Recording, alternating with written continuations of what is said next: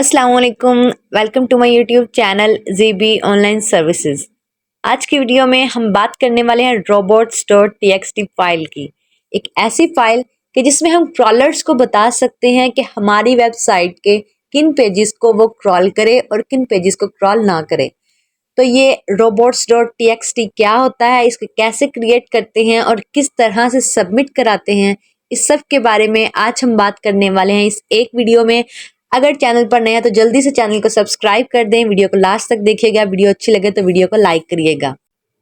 robots.txt सुनने में थोड़ा सा डिफिकल्ट है, लेकिन आपने टेंशन नहीं लेनी। हम कोई रोबोट क्रिएट नहीं करने वाले, बल्कि एक फाइल को क्रिएट करने वाले हैं जिसका नेम है robots.txt। ये बताने वाले हैं क्रॉलर्स को कि किन पेजेस को वो क्रॉल नहीं करे। हमारी वेबसाइट पर बहुत सी कॉन्फिडेंशियल इंफॉर्मेशन होती है, पब्लिशर रिलेटेड यानी कि आपके रिलेटेड। तो क्रॉलर्स के लिए ये सिर्फ एक डाटा है, एक इंफॉर्मेशन। वो क्रॉलर सिंपली आपकी वेबसाइट पर आएगा और सारा डाटा जो होगा वहाँ पर सबको क्रॉल करता जाएगा। अब अगर वहाँ कोई पर्सनल इंफॉर्मेशन पड़ी है आपकी, आप नहीं चाहते कि क्रॉलर उससे क्रॉल करे, तो आपको उसे खुद से सेट करना होगा। एक फाइल क्रिएट करनी होगी और क्रॉलर्स को बताना होगा कि यहाँ पर ना आए और इस इंफॉर्मेशन को क्रॉल ना करे। एक और इम्पोर्टेंट बात कि हमारी वेबसाइट पर कुछ ऐसे पेजेस या डाटा होता है जिसे हमें इंडेक्स या रैंक नहीं करवाना होता, तो हम क्रॉलर्स को कहते हैं कि यहाँ पर आकर क्रॉल ना करें। अब इसका एक और फ़ायदा ये है कि क्रॉल बजट होता है हर वेबसाइट का। आसान अल्फाज में कहें तो टाइमिंग होती है क्रॉलर्स के पास हर वेबसाइट को क्रॉल करने की। अब सपोज क्रॉलर के पास आपकी वेबसाइट को क्रॉल करने के लिए 5 to 10 सेकंड्स हैं। क्रॉलर आकर उन सेकंड्स में सारी वेबसाइट को क्रॉल करने लगेगा, बजाय इसके कि वो फोकस करे इम्पोर्टेंट पेजेस कि किन्हें क्रॉल किया जाए ताकि वो इंडेक्स भी हों और रैंक भी करें। तो अब इस robots.txt फाइल को कहाँ पर क्रिएट करना है। आप अपने ब्लॉग के अकाउंट को ओपन करें। यहाँ पर सेटिंग्स में जाकर आपको थोड़ा सा स्क्रॉल डाउन करके क्रॉलर्स एंड इंडेक्सिंग मिलेगा। यहाँ पर देखें तो यहाँ पर कुछ ऑलरेडी ऐड है जो कि मैंने खुद किया है। इसी को ही मैं आपको बताऊंगी कि किस तरीके से आप इस फाइल को क्रिएट कर सकते हैं।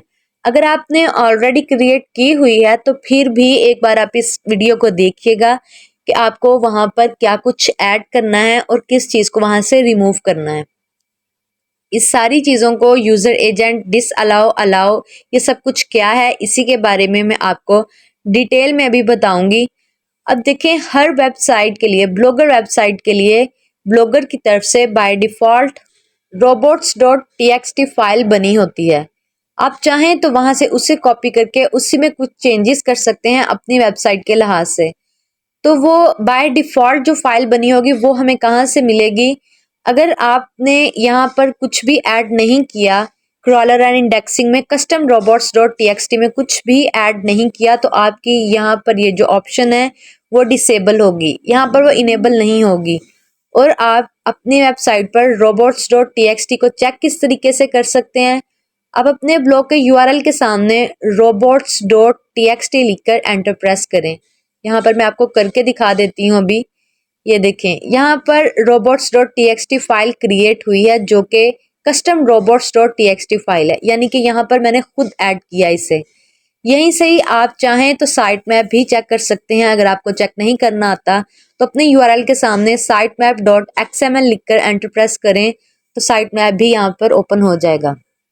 अब हम यहाँ पर robot.txt फाइल के बारे में बात करेंगे। तो यहाँ पर ये देखें, यहाँ पर जो भी कुछ लिखा हुआ है डिस अलाउ वगैरह सब कुछ ऐड है, वो मैंने खुद किया है। उसे ही किस तरीके से क्रिएट करना है, आपने किस तरीके से ऐड करना है, और बाय डिफ़ॉल्ट जो robot.txt है उसे किस तरीके से आप देख सकते हैं।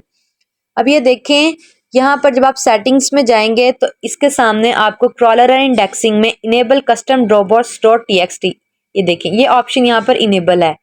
यहाँ पर इसे डिसेबल कर देंगे। अगर हमें ये देखना है कि बाय डिफ़ॉल्ट robots.txt फाइल कौन सी है, तो याद रहे इसे आपने ज़रूर ऑफ करना है पहले। तो इस पेज को जब मैं रिफ़्रेश करूँगी, अपने URL के सामने वही robots.txt लिखा हुआ, तो ये जो कुछ भी यहाँ पर लिखा अभी नज़र आ रहा है, ये ब्लॉगर की तरफ से उस ब्लॉक के लिए बाय डिफॉल्ट robots.txt फाइल बनी हुई है।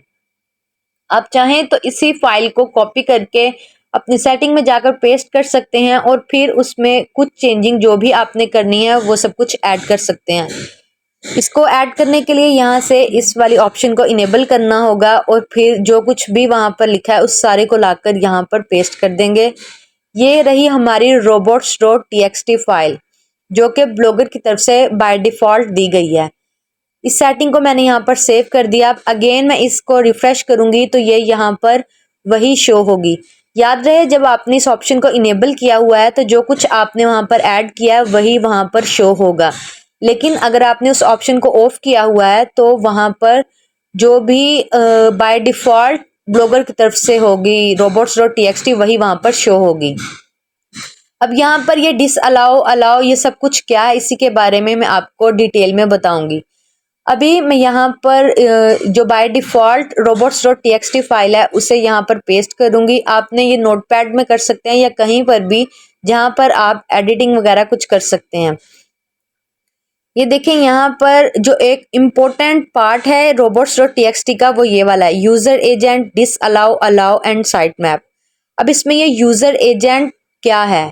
अब यहाँ पर जब आप robots.txt फाइल बना रहे हैं, यूजर एजेंट और ये एस्टरिस्क यानी कि ये जो स्टार है इसे एस्टरिस्क कहते हैं, इसे जरूर ऐड करना है। अब यहाँ पर इस एस्टरिस्क यानी कि स्टार का मतलब है बोट।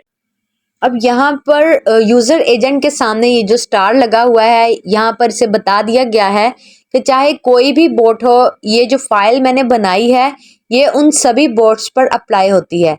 यानी अगर आप चाहते हैं कि कोई स्पेसिफिक बोट को ऐड करना जैसा कि गूगल का बोट, तो उसका मतलब होगा कि गूगल बोट के लिए ये सब कुछ है कि इन पेजेस को गूगल बोट क्रॉल ना करे, बाकी चाहे करते रहें। इसी तरह याहू बोट अगर ऐड करना है तो इसका मतलब है कि याहू बोट क्रॉल ना करे। लेकिन जब आप यहाँ एस्टरिस्क यानी कि ये स्टार लग जाए तो उसका मतलब होगा कि ये जो इंस्ट्रक्शंस हैं, ये जो फाइल है वो सभी बोट्स पर अप्लाई होती है। हर सर्च इंजन के बोट्स होते हैं और यहाँ पर ये स्टार लगाकर बता दिया गया है कि ये जो भी इंस्ट्रक्शन मैं यहाँ पर इस फाइल में दे रही हूँ ये सभी सर्च इंजन के सभी बोट्स के लिए है। अब नेक्स्ट यहाँ पर देख लेते हैं डिसअलाउ। डिसअलाउ का मतलब है कि यहाँ पर इस फाइल में मैं जो कुछ भी ऐड करूँगी वो उन पेजेस पर आकर कोई भी सर्च इंजन के क्रॉलर्स क्रॉल ना करें। डिसअलाउ में हम उन सभी पेजेस को या फिर उस इंफॉर्मेशन उस डाटा को ऐड कर देते हैं ताकि वहाँ पर क्रॉलर ना आए, और उन सभी को मैंने रैंक नहीं करवाना, मुझे इंडेक्स नहीं करवाना, तो उसके लिए यहाँ पर इंस्ट्रक्शन दी जाती है कि क्रॉलर्स जो है वो इन पेजेस पर आकर क्रॉल ना करें। अब इसे किस तरीके से ऐड करना है, आपने बाय डिफॉल्ट यहाँ पर सर्च पेजेस हैं उसी के साथ आप और भी ऐड कर सकते हैं। यहाँ पर एग्जांपल के लिए मैं डिसअलाउ में कुछ चीज़ें यहाँ पर ऐड करूँगी ताकि आपको समझ आ जाए कि किस तरीके से आप डिसअलाउ में ऐड कर सकते हैं। अब ये देखें यहाँ पर कैटेगरी ऐड कर दिया मैंने, उसके अलावा टैग को ऐड कर दिया है और यहाँ पर मैंने प्रोफाइल, यानी कि अब क्या होगा, क्रॉलर मेरी वेबसाइट पर आएगा, वो कैटेगरीज टैग और प्रोफाइल इन इन जगहों पर आकर क्रॉल नहीं करेगा। अब यहाँ पर आप चाहें तो और भी जितने पेजेस या जिन जिन जगहों पर आप चाहते हैं कि क्रॉलर आकर क्रॉल ना करे उन सभी को यहाँ पर ऐड कर सकते हैं। अब यहाँ पर मैं एक और एग्जांपल आपके साथ शेयर करूंगी कि किस तरीके से आप यहाँ पर डिसअलाउ में ऐड कर सकते हैं, या अगर आपको समझ नहीं आ रही कि वहाँ पर लिखना क्या है डिसअलाउ के सामने, तो किस तरीके से आप स्पेसिफिक पेजेस को वहाँ पर ऐड कर सकते हैं। अब यहाँ एग्जांपल के लिए मैंने कॉन्टैक्ट अस पेज ओपन किया है। यहाँ से लास्ट पर जो HTML वगैरह आपको नजर आ रहा होगा सबको रिमूव कर देना है। अब ये देखें पीछे हमारे पास बचा है कॉन्टैक्ट अस, स्लैश के बाद से कॉन्टैक्ट अस, इसको एज इट इज आपने कॉपी कर लेना है और वहां पर पेस्ट कर देना है डिसअलाउ के सामने। इसी तरीके से प्राइवेसी पॉलिसी अगर पेज है तो HTML को रिमूव कर देना है और यहाँ से प्राइवेसी पॉलिसी स्लैश के बाद वाले को कॉपी करके यहाँ पर लाकर पेस्ट कर देना है। एक यहाँ पर मैं आपको करके दिखा देती हूँ, इस तरीके से आपने ऐड करना है। अगेन आपको बता दूं ये यहाँ पर जो प्राइवेसी पॉलिसी मैंने ऐड किया, ये आपको एग्जाम्पल के लिए मैं यहाँ पर ऐड कर रही हूँ कि किस तरीके से आप यहाँ पर अगर समझ नहीं आ रही कि क्या लिखना है तो वो सब कुछ ऐड कर सकते हैं। अब यहाँ पर एक और एग्जाम्पल मैं आपके साथ शेयर करती हूँ। कोई भी एक स्पेसिफिक कैटेगरी को लेंगे और उसे वहां पर ऐड करके देखेंगे। अब जैसे यहाँ पर मेरे पास एक कैटेगरी है इंग्लिश नेम से, तो यहाँ पर मैं चाहती हूँ कि क्रॉलर उस कैटेगरी पर आकर क्रॉल ना करे। ये इंग्लिश, तो क्या करना है, आपने उसके ऊपर क्लिक करना है, स्लैश के बाद वाले को आपने कॉपी कर लेना है और वहां पर डिसअलाउ के सामने पेस्ट कर देना है। अब ये देखें, अब क्या होगा, क्रॉलर आकर इस इंग्लिश वाली कैटेगरी पर क्रॉल नहीं करेगा। अब नेक्स्ट अगर हमारे पास है अलाउ, अलाउ में क्या होगा, नॉर्मली इसमें कुछ भी ऐड नहीं किया जाता, 99% यहाँ पर कोई भी यहाँ पर ऐड नहीं करता अलाउ में। इसी तरीके से फाइल क्रिएट की जाती है, डिस अलाउ में ऐड कर दिया जाता है, यानी कि बता दिया जाता है कि हमारी वेबसाइट पर क्रॉलर आकर इन इन जगहों पर क्रॉल ना करे, तो क्रॉलर उन उन जगहों पर क्रॉल नहीं करेगा और बाकी सभी को क्रॉल कर लेगा, इसलिए अलाउ में ऐड करने की ज़रूरत नहीं पड़ती। लेकिन कुछ ऐसे केसेस जिसमें आप किसी एक कैटेगरी को कह रहे हैं कि वहां पर क्रॉल ना करे और उस कैटेगरी के अंदर कोई सब कैटेगरी है और आप चाहते हैं कि क्रॉलर आकर उसे क्रॉल करे लेकिन मेन कैटेगरी को क्रॉल ना करे, तो इस किस्म की सिचुएशन के लिए आप यहाँ पर अलाउ में कुछ ऐड कर सकते हैं। उसके लिए मैं एक और एग्जांपल यहाँ पर आपके सामने शेयर कर देती हूँ कि किस तरीके से आप अलाउ में कुछ ऐड कर सकते हैं।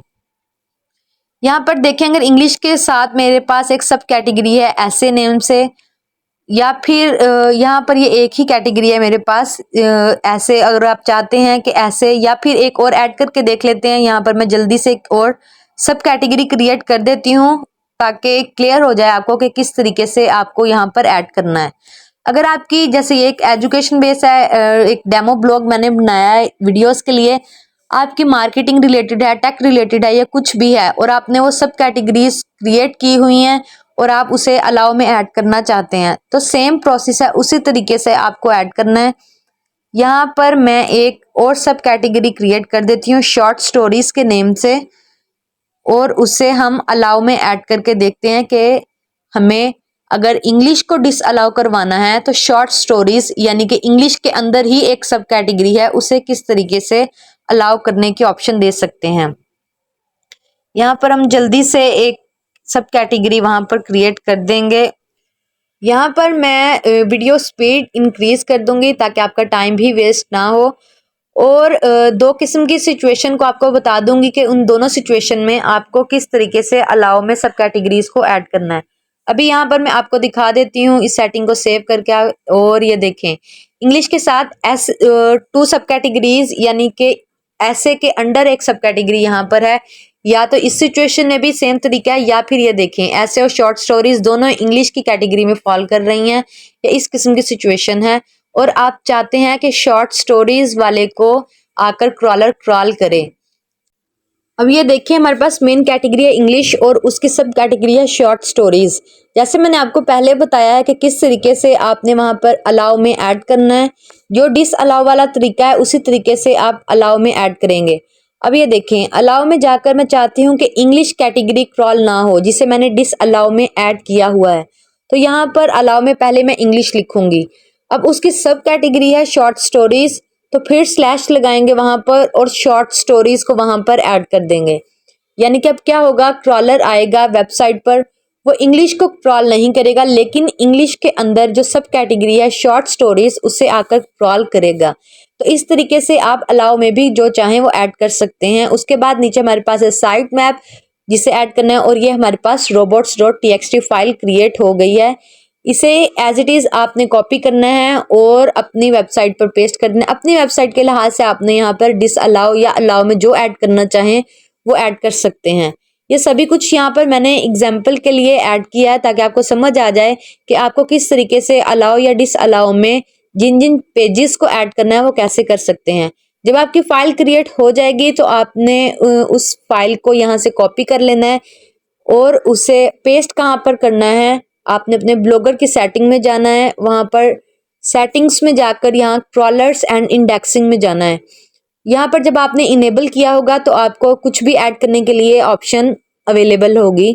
आपने वहां पर Ctrl+V से जो भी कॉपी किया उसे पेस्ट करना है और यहाँ से सेव कर देना है। अब हमारे पास ये सेटिंग सेव हो चुकी है।